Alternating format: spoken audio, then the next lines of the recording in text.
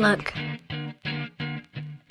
If you had one shot, one opportunity to seize Everything you ever wanted. in one moment, would you capture it or let it slip? He looks calm and ready. Drop bombs. But he keeps Forgetting. Would he write down? The whole crowd goes. So loud. He opens his mouth. but the words. Won't come out. He's choking. How? Everybody's Joking. now. The clock's run out. Time's up. over. Snap back. To reality. Oh, there goes. Gravity.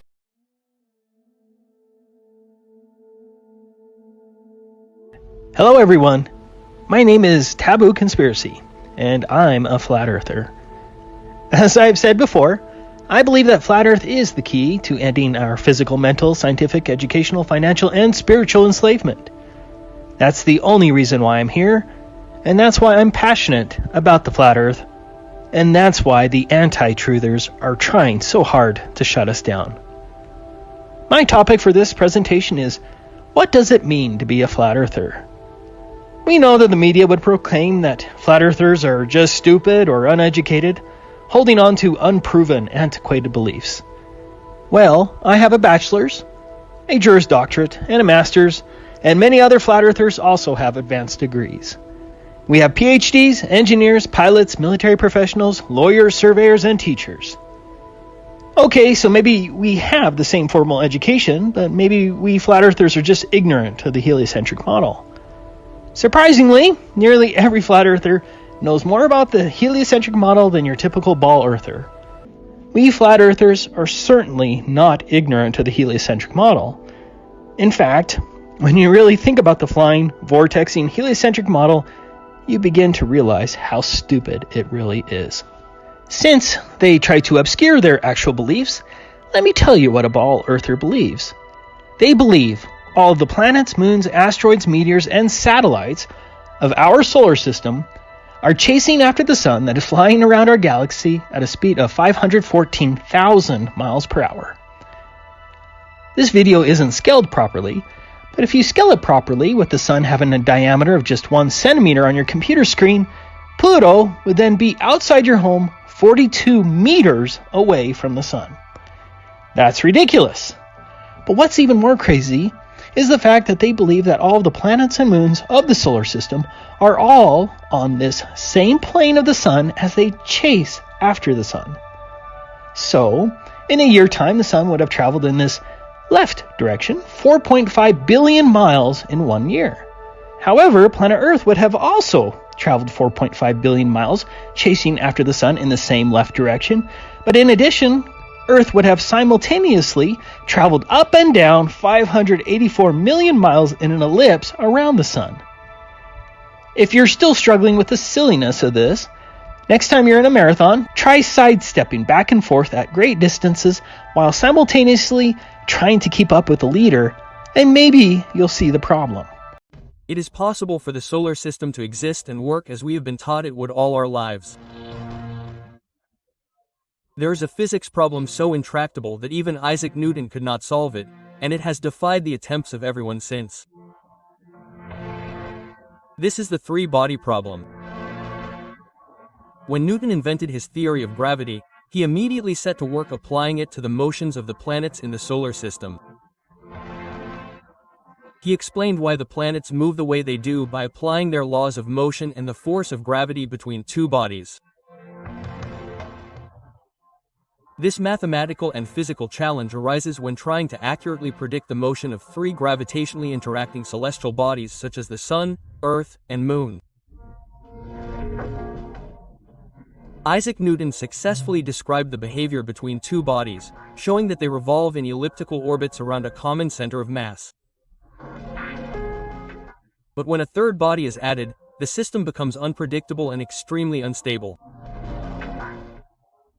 The puzzle with the three-body problem is that it cannot be done except in a very small set of very ridiculous scenarios, such as identical planets following identical orbits. The problem has been studied for over 400 years. Newton recognized this difficulty and suggested that the solar system required divine intervention to remain stable. Later, in 1885, Pawankar attempted to demonstrate its stability. However, in the process, he discovered the opposite. The system was inherently chaotic and unpredictable, giving rise to chaos theory. In 2017, Chinese researchers found 1,223 new solutions to the problem using a supercomputer. However, these solutions only work under extremely specific conditions, such as planets of identical masses or perfectly symmetrical trajectories. The slightest deviation would cause the system to collapse. The orbits found bear no resemblance to heliocentric astronomy. The slightest alteration, such as a difference in mass or an external gravitational influence, can cause the system to fall apart. Modern simulations, such as those performed by students in supercomputing challenges or in programs like Universe Sandbox, have shown that orbits easily become chaotic. Small errors cause planets to collide or be ejected. Even the developers admit that they do not use a complete simulation of gravity. In short, attempts to model the solar system using current physical laws have revealed how difficult it is to maintain a stable system with 3 or more interacting bodies. Despite technological advances, there is no general or stable solution to this problem, leading some to question whether the solar system, as we have been taught, can really exist or is just another theory.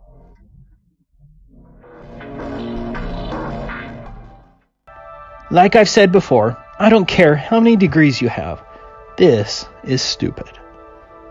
Ball earthers believe that a comet, like Halley's Comet, can get yanked back every 75 years and catch right back up with a zooming solar system right on schedule. That's stupid. They believe that even though the Earth is wobbling, spinning, and vortexing through the vacuum of space at insane speeds, that the North Star has never changed position in recorded history, simply because it's really, really, really far away. That's stupid. They believe that all the wobbling, spinning, and vortexing through space cannot be felt, measured, or detected on Earth. Einstein himself said there was no optical experiment that can detect the Earth's motion. That's stupid. They believe that the moon appears reddish during a lunar eclipse because the sunrises and sunsets of the Earth are refracting onto the moon 234,000 miles away. That's stupid. They believe that a selenelion occurs because the sun and moon, which are both above the horizon, somehow aren't really there but only appear there because of refraction, which strangely only happens during a lunar eclipse. That's stupid. They believe that the sun and moon only appear to be the same size in our sky, based solely on an impossible coincidence. To understand the scale of this, for a tall 7'2" man representing the diameter of the sun, the ball earther would claim that the moon would have a mere diameter of the eraser on a pencil. But from our point of view on the Earth, the sun and moon only appear to have the same diameter based solely on a coincidence. That's stupid. They believe that during a solar eclipse that the shadow of the moon, which is supposed to have a diameter of 2,159 miles, casts a shadow on Earth that is only 70 miles in diameter. That's stupid. They believe that our pressurized atmosphere is adjacent to an inconceivably powerful vacuum without any effect whatsoever on our air supply or anything else. That's stupid. They believe that the Earth curves away from you at 8 inches per mile squared based on a ball Earth radius of 3,959 miles, and yet all the evidence demonstrates that we see way too far and there is no measurable curvature. An Earth radius of 3,959 miles? That's stupid. Whether you're at the surface filming across a body of water or in an airplane with an infrared camera, they believe that you can see way too far because the atmosphere has this magical ability to remove all evidence of the curvature and wraps distant objects around the curvature. That's stupid. They want you to believe that if you were to stand on the west side of Utah Lake with binoculars, that the opposite eastern shore 13 miles away should be 70 feet below the horizon. That's stupid. They believe that all of our oceans are bendy and conform to the shape of a ball, but these bendy oceans simply disappear whenever you try to measure or detect them, and are certainly never encountered by naval forces. That's stupid. They believe that the bulge of the Earth can disappear and relocate many miles further while leaving objects in between unaffected, like in this infamous Black Swan video from BMLSB 69. Relocating geometric horizons in Earth bulges while not affecting the objects in between, that's stupid. There are so many proofs that the Earth is round, it is not difficult to know that the Earth is round. It's round. It looks round, folks. It is round. And the Earth is Round. Just like it is here. This model of it. Bob, I know we're not the first to discover this, but we'd like to confirm from the crew of America that the world is round. Hello, Neil and Buzz. And that's because the boat is actually going over the horizon that's curved. I used a pair of binoculars to look at a ship on the horizon, and I could see a curve, a hump of water there. Refraction is the angular bending of light. That is how it's described. Angular bending of light. In fact, it makes it look like there's a slope here. So you can see the edge going up there, but there's actually not a slope there. It's actually just flat. That stuff is flat. Hello, Neil and Buzz. And not only that, they made sure to photograph him standing there with a really wide-angle lens, which curves horizontal lines. So in the photo, you see this curvature of Earth's surface, and he said, wow, he's in space. Look at that. No, he's not. That stuff is flat. He started saying, I'm using laws of math and physics to show Earth is flat. Hello, Neil and Buzz. That is an alarm to the Geekiverse that we must rise up.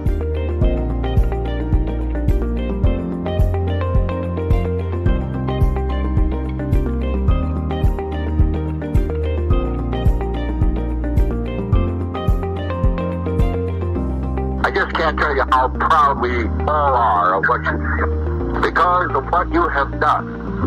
The heavens have become a part of man's world. They believe that the only way to tell whether a distant boat is actually a mirage is by the curvature calculator. No, that boat is not a mirage. That is stupid.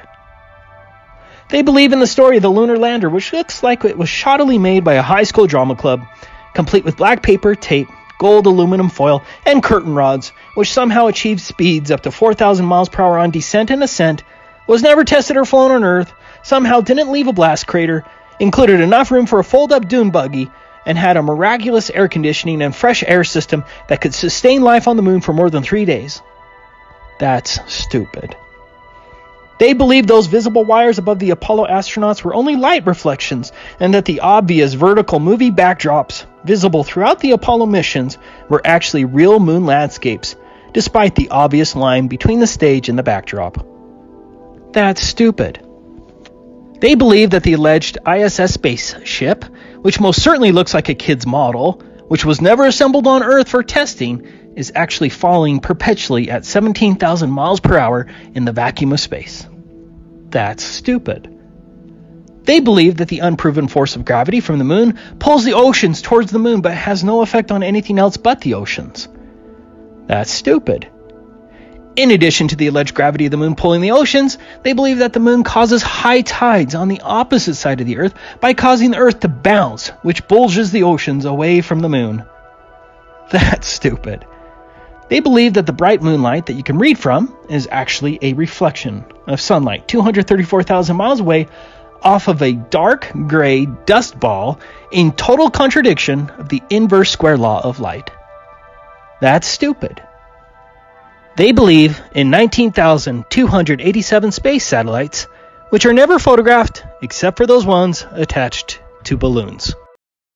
If our position that 9/11 was an inside job is true, this means that the claim that America was attacked by Arab Muslims is a lie. It means that the so-called war on terror is a hoax because the 9/11 terrorists were within our own government. It means that not only the attack on Iraq, but also the attack on Afghanistan was completely devoid of justification. It means, therefore, that all the people in those two countries who have died as a result of our invasions, well over 100,000 people, have been killed on the basis of a lie. It means that the Bush-Cheney administration, which regularly describes the rulers of other countries as evil, is itself guilty of treason, mass murder of its own citizens, and mass murder of Afghanis and Iraqis.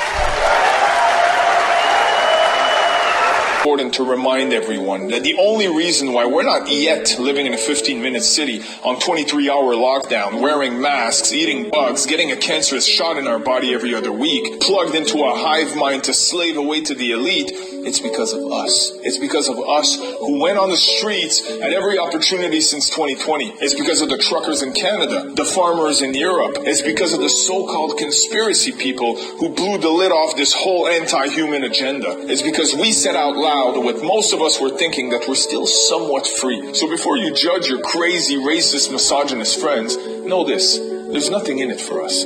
We take all the heat, we take all the insults, and we deal with the consequences and the censorship and the loss of revenue and the assassination of character so we can make all of us free. And that includes you. So next time you see one of your crazy conspiracy friends, do your future, your family, and yourself a favor and show them some respect. Okay, yes, we are bored. We're all bored now. But has it ever occurred to you, Wally, that the process that creates this boredom that we see in the world now may very well be a self-perpetuating, unconscious form of brainwashing created by a world totalitarian government based on money, and that all of this is much more dangerous than one thinks, and it's not just a question of individual survival, Wally, but that somebody who's bored is asleep, and somebody who's asleep will not say no? See, I keep meeting these people. I mean, just a few days ago, I met this man whom I greatly admire. He's a Swedish physicist, Gustav Bjornstrand, and he told me that he no longer watches television, he doesn't read newspapers, and he doesn't read magazines. He's completely cut them out of his life because he really does feel that we're living in some kind of Orwellian nightmare now, and that everything that you hear now contributes to turning you into a robot. When I was at Findhorn, I met this extraordinary English tree expert who had devoted his life to saving trees. Just got back from Washington, lobbying to save the redwoods. He's 84 years old. He always travels with a backpack because he never knows where he's going to be tomorrow. And when I met him at Findhorn, he said to me, "Where are you from?" And I said, "New York." He said, "New York, yes, that's a very interesting place. Do you know a lot of New Yorkers who keep talking about the fact that they want to leave but never do?" And I said, "Oh, yes." And he said, "Why do you think they don't leave?" I gave him different banal theories. He said, "Oh, I don't think it's that way at all." He said, "I think that New York is the new model for the new concentration camp, where the camp has been built by the inmates themselves, and the inmates are the guards, and they have this pride in this thing they've built. They've built their own prison, and so they exist in a state of schizophrenia, where they are both guards and prisoners, and as a result, they no longer have, having been lobotomized, the capacity to leave the prison they've made, or to even see it as a prison." And then he went into his pocket and he took out a seed for a tree and he said, "This is a pine tree." He put it in my hand and he said, "Escape before it's too late." See, actually for 2 or 3 years now, Chiquita and I have had this very unpleasant feeling that we really should get out. And we really should feel like Jews in Germany in the late 30s. Get out of here. Of course, the problem is where to go, because it seems quite obvious that the whole world is going in the same direction. See, I think it's quite possible that the 1960s represented the last burst of the human being before he was extinguished, and that this is the beginning of the rest of the future now, that from now on there'll simply be all these robots walking around, feeling nothing, thinking nothing, and there'll be nobody left almost to remind them that there once was a species called a human being, with feelings and thoughts, and that history and memory are right now being erased, and soon nobody will really remember that life existed on the planet. One thing I really want your generation to embrace is that the Earth is a closed system. We cannot leave the Earth. If you were to ask me why the Earth is round, the simple answer would be gravity. Gravity pulls the same in every direction. It pulls all the matter of the Earth into a sphere. That gravity is the same thing that holds us to the Earth. And so this one sort of simple theory explains just this huge number of things. If you take away one of those pieces, then suddenly a whole bunch of things don't work. What is gravity? No idea. Okay, next question. Wow. No, here's the difference. We can describe gravity. We can say what it does to other things. We can measure it, predict with it. But when you start asking, like, what it is, I don't know. Just like you would distort water when if you put your fingers through water and waves propagate out, this is a propagation of the space-time itself. So the space-time is sort of moving in and out, propagating out at the speed of light. As the moon is going around, it's causing ripples in the space-time. And it's those ripples, these are minuscule ripples that are propagating out. And it's those that recently were detected, not from the moon, but from two massive, supermassive, well not supermassive, two massive black holes that were orbiting each other. And so they distorted the space-time enough that these waves that propagated out, they could be detected here on Earth. Space is expanding and contracting, but the amount that space is expanding and contracting by is absolutely minuscule. So this big result that came up with this thing that they detected, the amount by which space was expanding over the many kilometers of their detector was less than the diameter of the nucleus of an atom. So it's an absolutely tiny effect. That's why we don't sort of notice them going past, because if there were big effects, you know, you'd see kind of space doing all sorts of weird things. But because they're so tiny, we just don't see them. And so when I went to school, the Earth was 2 billion years old. Now it's 10 billion years old, but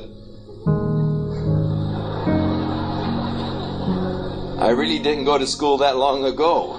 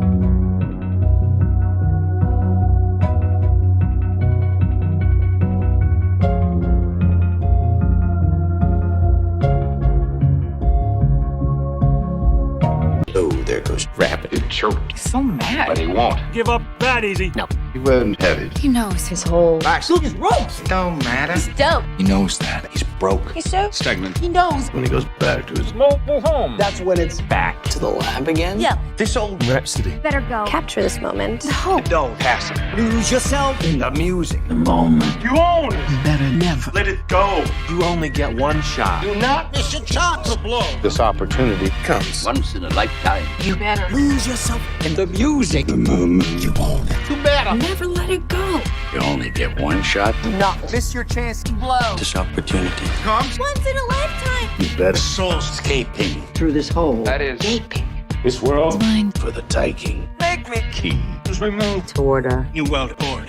You only get one shot. Do not miss your chance. To blow. This opportunity comes once in a lifetime. You better lose yourself in the music. The moment. You own it. You better never let it go. You only get One shot. Do not miss your chance. Blood This opportunity. comes once in a lifetime. No more games. I'm a change. What you call Rage. Tear this motherfucker. Move for. By two dogs. Kids. I was playing. In the beginning. The mood. All changed. I've been chewed up. And spit out. We glued off stage, but I kept grinding and stepped right in the next. Piper. Best believe somebody's paying. The Pied Piper. Screaming. Connor. Too much for me to want it. Stay in one spot. Another day of Monotony. It's gotten me. To the point. Michael Snail. Let's go. To formulate The plot. Or end up in jail. or shot success. Is my motherfucking house. Failure's not. Mom, I love you. But this Trailers. Got to go. it cannot. Grow old. To Salem's Lot. So here I go. What's my shot? Fame. Fail me not. This may be the only Opportunity that I got. You got it. Lose yourself in the music. The moment. You own it. You better. Never let it go. You only get one shot. Do not miss Chance. To blow. this opportunity. Comes once in a lifetime. You better lose yourself. In the music. The moment. You own it. You better. Never let it go. You only get One shot. do not miss your chance. To blow. This opportunity. Comes. Once in a lifetime. You better. You can do anything you set your mind to.